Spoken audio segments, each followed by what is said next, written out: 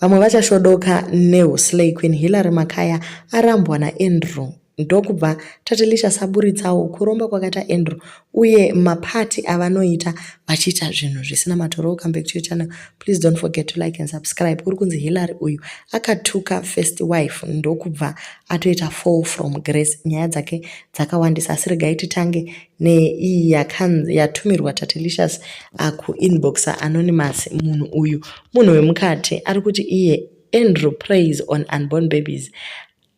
Ane ng'anga inotogara pamaofisi pake. Hillary knows the deal. Pakatoya styles he anga abva kuita miscarry. Andrew anoita cocaine vese nahi, and now he is hallucinating. They don't sleep, vanoita maorgy parties. Hillary ari iye ega baby. Passion akasiwa kudhara because akasheka pocket compared to Andrew.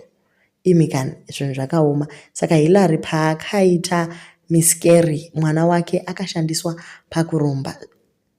Otoshiya kuti zvinhu zvacho zvinofamba sei. Recently she also posted achitenda defender yaakatengerwa naAndrew Manungo. Asi kando paunozoona kuti zvinobatsirei kana vana vako vachidyiwa sekudaro. Iye musikana she doesn't fall short pakudanana nembinga dzemuHarare. 3 weeks back Passion paakaenda kuZimbabwe vakanorwa iye naMike Chimombe vakaenda vakanorova umwe mufesi wavo anga achidana naHillary nenyaya dzavo idzodzi vachirwira baby. Ndo unhu hwake anobva from one mbinga to another. Akambodanana zvakare naPassion. Madays agenimbi aimanya zvakare musikana. Okay, so paiswa biography yake kwayakatanga chibhishu ane 11 years. Ndokuita mukurumbira nguva ya the late RG Mugabe because aidana Robert Jr. mwana wa former president ndokurambirwa chibhishu. Ndokubva atanga kudanana naDr. Fidza Chiyanga vedumbu rinozvezveredza pasi avo. Fidza ndokurambirwa chiro chake chizere mvura. Apa akabva amboretire chibhishu for a short while ndokuita modeling achibva aitwa Face of Kariba. Mweya weurombe wekumusha kwake ndokusimuka abva atuka masope akabva adzingwa basa Face of Kariba. Ndokunyengwa naFake Prophet abva ava My Prophetess. Chihure muchechi zvikaramba kudyidzana abva ateza prophet vaya. Now ana Andrew uyo ane 3 wives and many mabisho. Hillary akatuka Abi, second wife waAndrew. Hillary anomanejwa chihure chake naStyles.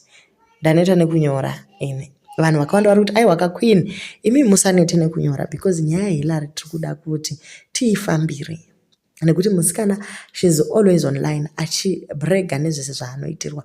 Zvino second wife zvayakatukwa murume akabva atsamwa akati imimi sevasikana vechidiki amufaniri kusvika muchikanganisa status quo. Iwe unofanira kuziva nzvimbo yako. Izvi zvabva zvatsamwisa Andrew achibva audza Hillary kuti dai vambomira zvishoma.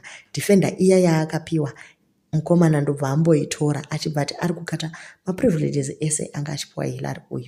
Asi ngatimbotaurayi nyaya iyi. Munhu anozoti ari kuda kukuita fourth wife yake sei achiita kuti imi muinde kunoita mapati ekurara nevarume vakawanda iwe uri wega munhukadzi. Zvii zvakadaro munotoona kuti munhu ari kuda kukushandisa asi iwewe nekuti pfungwa dzako dziri bent on getting free money wongoramba uchishandiswa zvakadaro. Ko unozotamba sei nevanhu vane mhiko yekuti iwewe unozvara mwana obva adyiwa zvaunoona poidaniwa maprofets neng'anga dzavo vanhu voita zvinhu iwe uchiona. Chero ikukuda mari yacho vasikana ngavambodzidza kusimuka vazvishandire chero kunohodha mabhero kuMozambique pane kushandiswa zvakadaro. Mbiri yake yekurara nevanhu yanyanya ende vese vari kurara naye vari kumusira chinhu chimwe nyaya yekuzara mvura.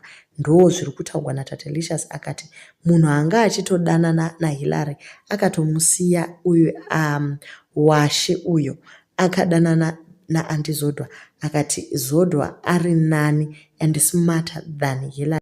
Eyewitness yacho yabva yangotaura kuti my guru is on a mission to destroy mwana uyu. Hanzi yanga iri bata wabata paofisi paAndrew musi wacho. Akanzi namai guru ndakashata asi ndine O level. Ko iwe unei imbonoita basics dzeLife noti dzechibhishu. Saka vana maiguru vahwina. Uyu eyewitness abva ati ari kutumira zvakare mav11 mavideos nemapicture enyakanyaka dzacho. Imi chenyu kungo subscribe nekurelaxa. Ini ndichange ndichikupai dzese ipo pano